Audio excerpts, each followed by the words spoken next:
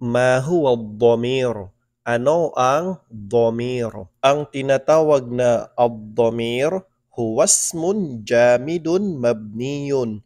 Siya ay tumutukoy sa isim pangalan, jamid na nanatili, mabni hindi nag-iiba ang haraka sa dulo ng salita. Wudi'a liyadulla ala mutakallimin.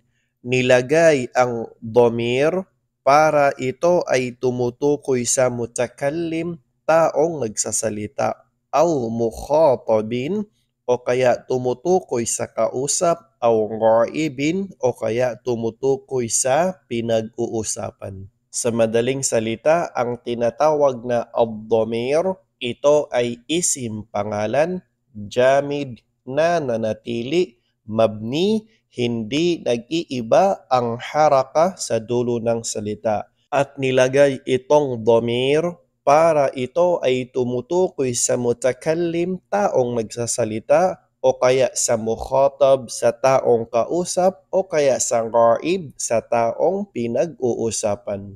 Misla halimbawa, ana, ako, anta, ikaw, huwa, siya.